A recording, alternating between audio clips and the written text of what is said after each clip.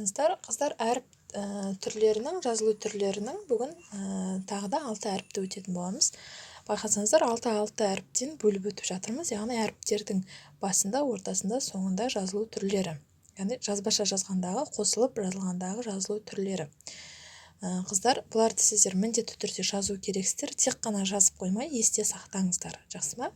Болашақта оқитын кезде өздеріңізге оңай болатын болады. Бисмилля, бүгін сот, дот, то, зо, айн, ғойн әріптерін өтетін боламыз. Бисмилля, мінекей сот әрпінің қазір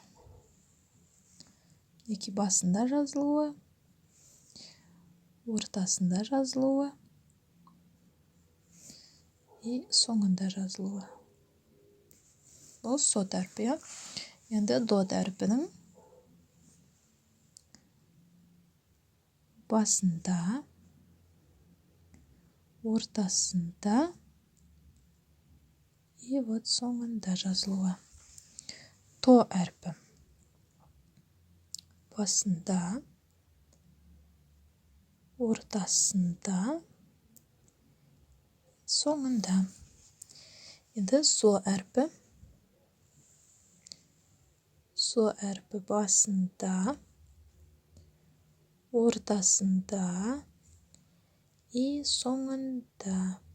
Яғни мына жерде өзінен алдын және өзінен кейін сөз жалғайды, әріп жалғайды. Мына жерде вот соңында өзі тұрады ғой, өзінен алдын әріп жалғайды.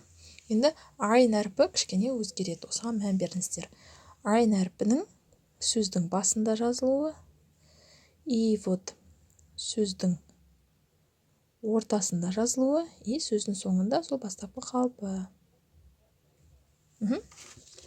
Енді вот ғойн әрпі тоже кішкене өзгереді бастапқы қалпынан.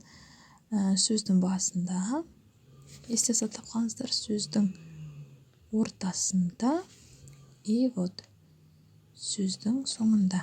Жақсы ма, қыздар, осыны толтырып жазыңыздар и бүгінгі 4-ші сабақты оқыңыздар, иншалла.